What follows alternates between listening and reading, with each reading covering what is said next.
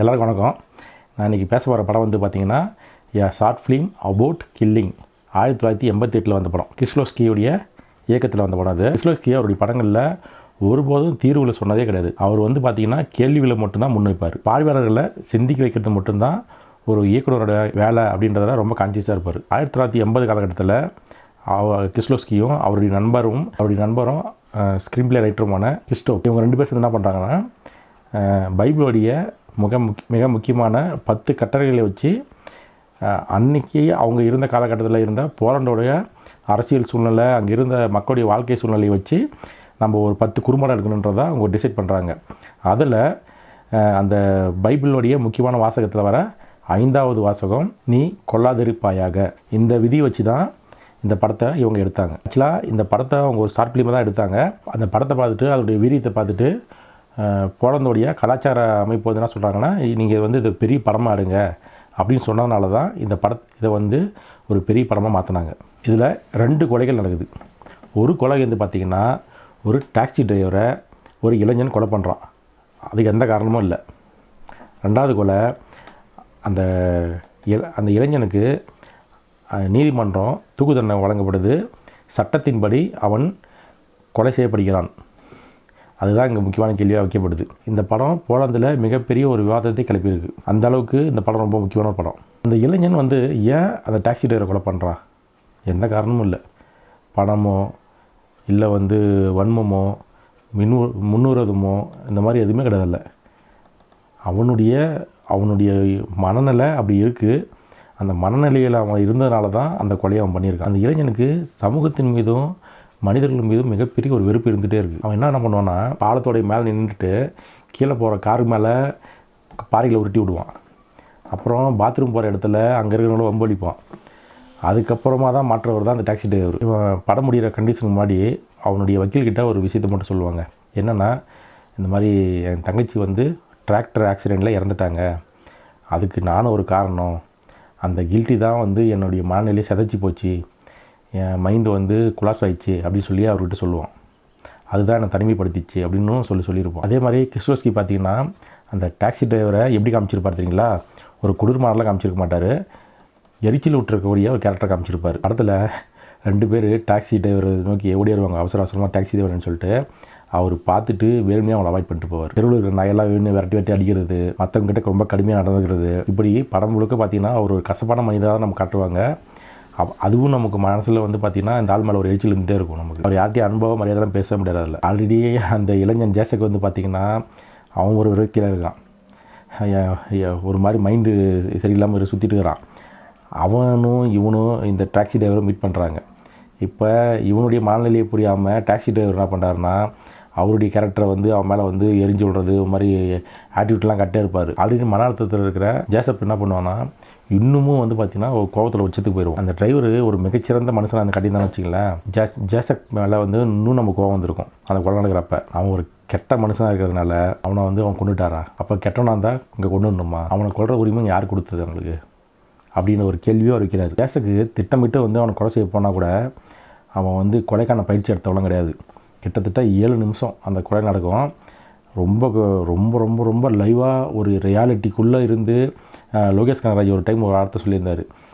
நீங்கள் ரொம்ப வன்முறையான படம்லாம் இருக்குன்னு சொல்கிறப்ப சிசிடிவி காட்சியில் பார்க்குறத விட வன்முறையான படம் எடுக்கிறதுலன்னு சொல்லியிருந்தார். ஆக்சுவலாக இந்த 7 நிமிட காட்சி வந்து பார்த்திங்கன்னா ஒரு சிசிடிவி காட்சி மாதிரி தான் உங்களுக்கு தெரியும். அந்தளவுக்கு ரொம்ப ரியாலிட்டியாக இருக்கும். அந்த ஒவ்வொரு செகண்டும் உங்களுக்கு பதட்டமாக இருக்கும். அந்த உலகத்தை உங்களால் தாங்கவே முடியாது. அந்த லொக்கேஷன், அந்த கலரு இதெல்லாம் பார்க்குறப்ப நம்மளே வந்து பார்த்திங்கன்னா நம்மளே அதுக்குள்ளே அகப்பட்டுக்கிட்டோமோன்ற மாதிரி ஒரு நம்ம மனநிலைக்கு தள்ளப்பட்டிருப்போம். அவ்வளோ ஒரு அந்த சீன் வடிவமைப்பு பார்த்திங்கன்னா அந்த அளவுக்கு நம்மளை வந்து தாக்குன்னு தான் சொல்ல முடியும். உளவியல் ரீதியாக அந்த அளவுக்கு இயக்குனர் வந்து அதை காட்சிப்படுத்தியிருப்பார். ஒரு சாதாரண மனுஷன் தன்னுடைய ஆத்திரத்தை எப்படி கையாளுறதுன்னு தெரியாமல் அதை எப்படி வன்முறையாக மாற்றுறான்றது தான் அந்த காட்சியாக நமக்கு இருக்கும். அந்த கூட்டம் மிகுந்த ஒரு நகரத்துக்குள்ளே அவன் மட்டும் தனியாக இருக்கிற மாதிரியே அவன் உணர்ந்துட்டுருப்பான். அவன் மட்டும் ஒடுக்கப்பட்டதான் நினச்சிக்குவான். ஜேசுக்கு வந்து ஒரு பிறகு குற்றம் எல்லாம் கிடையாதுங்க. அவன் சமூகத்தால் கைவிடப்பட்ட காயப்பட்ட ஒரு விலங்கு தான். அவனுடைய ஆத்திரம் யாரோ ஒரு அப்பாவியை டிரைவர் மேலே திருமணம் இருந்தால் துயரமான சம்பவம் அது. இந்த படத்துடைய திரைக்காசிரியர் சொன்ன இல்லையா, அவர் வழக்கறிஞரும் கூட. அவர் தன்னுடைய வழக்கறிஞராக இருந்த காலகட்டத்தில் குற்றவாளிகளுக்கு கொடுக்கப்பட்ட தண்டனையும் ரொம்ப டீப்பாக பார்த்துருக்காரு. அதுவும் அவருக்கு வந்து இங்கே அந்த கதையில் கொண்டாடுறதுக்கான ஒரு காரணம் இருந்துச்சு. ஒரு மனுஷனை தூக்கில் போடுறாங்க. அந்த தூக்கில் போடுற சம்பவத்தை எவ்வளோ கேஷுவலாகவும் எவ்வளோ ஒரு கோல்டான சூழ்நிலையாகவும் எடுத்துக்கிறாங்க அரசாங்கன்றதை அவர் பார்த்து ரொம்பவே மனவேதனைப்பட்டிருக்காரு. அது அவருடைய ரைட்டிங்குள்ளே கொண்டாடணும்னு முடிவு பண்ணியிருக்காரு. இந்த ஜேசக் கதாபாத்திரம் எதை பிரதிபலிக்கும் தெரியுமா? போலந்தில் அப்போ வேலையில்லா திண்டாட்டம், கிராமத்துலேருந்து நகரத்துக்கு வந்த இளைஞர்களுடைய வேலையெல்லாம் விரக்தி, அப்போ நல்ல பொருளாதார நெருக்கடிங்க, அரசியல் அழுத்தம், இதெல்லாம் சேர்ந்து அன்றைய இளைஞர்களை வந்து எவ்வளோ வன்முறையான சூழ்நிலைக்கு தள்ளிச்சு அப்படின்றத அவன் மூலிமா காட்சிப்படுத்தியிருப்பார். இது வந்து ஒரு சிங்கிள் மேனை பற்றின கதை மட்டும் கிடையாது, அந்த நாட்டுடைய சட்டத்திட்டத்தை பற்றின ஒரு முக்கியமான கதை. ஒரு வழக்கறிஞராக அந்த திரைக்கை ஆசிரியருக்கு பார்த்த அந்த சட்டத்துடைய ஓட்டைகளும், கிஸ்லோஸ்கி பார்த்த மனித ஆன்மாவின் தேடல்களும் ரெண்டும் இணைஞ்ச இடம் தான் இந்த படம். இந்த படம் ரிலீஸ் ஆனப்போ சொன்ன இல்லையா உங்ககிட்ட, போலந்தில் மிகப்பெரிய அதிர்வு ஏற்படுத்தியிருக்கு. ஒரு கலைப்படைப்பு இந்த அளவுக்கு அதிர்வை ஏற்படுத்த முடியுமா அப்படின்றதுக்கு இந்த படமும் ஒரு உதாரணம். ஆல்ரெடி நம்ம கொரியனில் வந்து பார்த்திங்கன்னா சைலன்ஸில் ஒரு படம் இருந்திருக்கு, ஃப்ரான்ஸில் வந்து பார்த்திங்கன்னா ஹெலாக்னு படம் இருந்திருக்கு. அதுபோல் போலந்தில் இந்த படம் அன்னைக்கு மிகப்பெரிய ஒரு அதிர்வை ஏற்படுத்தியிருக்கு. படம் ரிலீஸ் ஆன டைமில் கம்யூனிஸ்டம் தான் ஆட்சியில் இருந்திருக்கு. மரண தண்டனைகளும் அப்போ அந்த டைமில் ரொம்ப தீவிரமாக தான் இருந்திருக்கு. இந்த படத்தில் வர அந்த தூக்கு தண்டனை காட்சியை வந்து மக்களால் பார்க்க முடியாத அளவுக்கு ரொம்ப ஒரு துயரத்தை கொடுத்துருக்கு. எனக்குமே பார்த்திங்கன்னா அந்த டாக்ஸி டிரைவரை அந்த இளைஞர் கொலை பண்ணுற சீனாகட்டும், அதுக்கப்புறம் பார்த்திங்கன்னா அந்த இளைஞரை தூக்கில் போகிற சீனாகட்டும், இது வரைக்கும் நம்ம பார்க்காத ஒரு முறை தாங்க அது கண்டிப்பாக. ஏன்னா ரொம்ப ஆட்ரேட்டிங்காக இருக்குது நமக்கு. ஒரு தூக்கில் போடுறதுன்றது இயக்குனர் வந்து ஒரு சாதாரணமாக கடந்து போயிருக்க மாட்டார். அது ஒரு பெரிய ப்ராசஸாக தான் பண்ணியிருப்பார் அவர். எப்படின்னா அந்த தூக்கு கயிறை வந்து பார்க்குறது, அந்த இடத்த க்ளீன் பண்ணுறது, அந்த இளைஞனுடைய கடைசி ஆசை கேட்குறது, இப்படி எல்லாமே வந்து பார்த்திங்கன்னா அந்த ப்ராசஸ் நடந்துகிட்டே இருக்கும். இதை தாண்டி அவன் தூக்கில் போட்டு அவன் வந்து துடிச்சு கால் கையெல்லாம் வந்து இருந்து அவனுடைய அந்த நிலைமை மோசமாகிற அளவுக்கு பார்த்திங்கன்னா கேமரா மூமெண்ட் அப்படியே தான் இருக்கும். அது நமக்கு ரொம்பவே பாதிப்பு கொடுக்கும். இந்த படம் வந்த பிறகு போலந்து அரசாங்கமே மரண தண்டனையை மறுபரிசீலனை செய்யலாம்னு முடிவு பண்ணாங்க. 1992 காலகட்டத்தில் தற்காலிகமாக வந்து மரண தண்டனையை நிறுத்தி வச்சாங்க. 1998 மொத்தமாகவே மரண தண்டனைக்கான சட்டத்தையே வந்து மூடிட்டாங்க. அவ்வளோதான். அந்த அதிகாரப்பூர்வமாக பார்த்திங்கன்னா தண்டனையை வந்து ரத்து பண்ணிட்டாங்க. சட்ட வல்லுநர்களும் அரசியல்வாதிகளாம் சொல்கிறாங்கன்னா, எங்களுக்கு இந்த அளவுக்கு நாங்கள் கொண்டு போனதுக்கு காரணம் வந்து கிஸ்லோஸ்கியோடைய அந்த படம் கொடுத்த அழுத்தம் தான் காரணம் அப்படின்னு சொல்லியிருக்காங்க. சட்டப்படி ஒரு மனுஷனை கொள்வது வந்து பார்த்திங்கன்னா ஒரு வன்கொடுமை தான்றதை மக்களும் அரசாங்கம் உணர ஆரம்பித்தாங்க. குற்றவாளி செய்கிற கொலையாட்டம், அரசு செய்கிற கொலையாட்டம் ரெண்டுத்துக்கு என்ன வித்தியாசம் இருக்குது அப்படின்றத மக்கள் கேள்வி எழுப்ப ஆரம்பித்தாங்க. இந்த படம் கேனஸ் ஃபிலிம் ஃபெஸ்டிவலில் முதல் ஐரோப்பிய திரைப்படமாக செலக்ட் பண்ணப்பட்டிருக்கு. பெஸ்ட்டு ஃபிலிமுக்கான அவார்டு வாங்கியிருக்கு. கொலை செய்கிறத தப்புன்னு சொல்கிற ஒரு அரசாங்கம் அதே கொலையை எப்படி தண்டனையாக வழங்க முடியும் அப்படின்ற கேள்வி தான் கிஸ்லோஸ்கி வச்சுருந்தார். சட்டன்றது ஒரு மனுஷனை திருத்தவோ சமூகத்தை பாதுகாக்கிறதுக்காக மட்டும்தான் இருக்குமே தவிர பழிவாங்கும் செயலாக இருக்கக்கூடாதுன்றார் அவர்.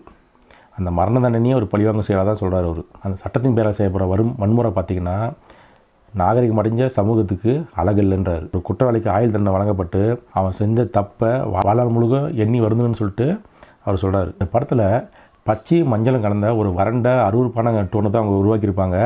அந்த உலகமும் பார்த்திங்கன்னா நமக்கு ஒரு அந்நியப்பட்ட உலகமாக தான் தெரியும். அதுக்கு இயக்குனர் சொல்கிற காரணம் என்னென்னா, இந்த உலகத்துக்கிட்டேருந்து ரொம்பவே தூரத்துக்கு போயிட்டான் அவன் ஒரு வேறு உலகத்தில் வாழ்கிறான்றதுக்காக தான் அந்த அவனுடைய பார்வை என்னவாக இருக்குது இந்த சமூகத்து மேலே, அவன் எப்படி பார்க்குறான்றதை தான் நாங்கள் வந்து அந்த கலர்ஸை வச்சு காட்சிப்படுத்தணும்னு சொல்லி அவர் சொல்லியிருக்காரு. அதே மாதிரி ஒரு கேரக்டர் வந்து நம்ம பார்க்குறோன்னு வச்சுக்கலாம், நேரடியாக பார்க்குற மாதிரி இருக்காது, ஒரு கண்ணாடியில் பார்க்குற பிம்பம் மாதிரி தான் படத்தில் இருக்கும் நமக்கு. இது வந்து மனித வாழ்க்கையோடைய சிதைஞ்சு போன அந்த பிம்பத்தையும் ஒரு மனுஷனுக்குள்ளே இருக்கிற பல முகங்களை குறிக்குது அப்படின்னு சொல்கிறாங்க. டைரக்டர் வந்து பார்த்திங்கன்னா இயற்கையான ஒளியை விட ஸ்டைலிஸ்டான லைட்டிங்ஸை வந்து டைரக்டர் ரொம்ப விரும்பியிருப்பார்.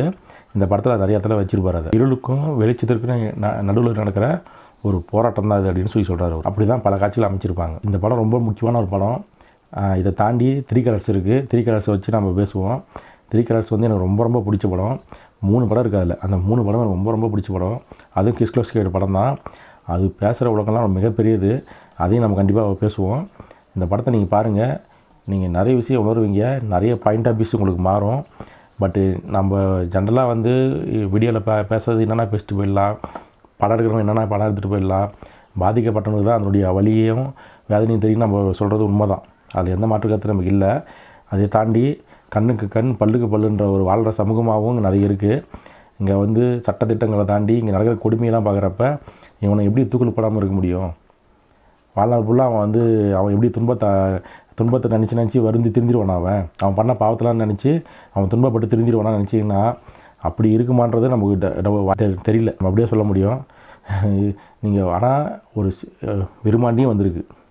விருமாண்டியும் தூக்கு தண்டனைக்கு எதிரான ஒரு படமாக தான் வந்திருக்கு. குற்றவாளிகளுக்கு தண்டனை மிக கடுமையாக இருக்கணும். இன்றைக்கி இருக்கிற சூழ்நிலையில் அது மிக தேவைப்படுது. நன்றி நண்பர்களே. மீண்டும் அடுத்த வீடியோ சந்திப்போம். உங்கள் நண்பர்களுக்கு ஷேர் பண்ணிடுங்க, சப்ஸ்கிரைப் பண்ணிடுங்க. ஏதாவது குறைகள் இருந்தால் கமெண்ட் பண்ணுங்கள். நம்ம அடுத்த வீடியோவில் அதை பற்றி பேசுவோம். தேங்க்யூ. நன்றி.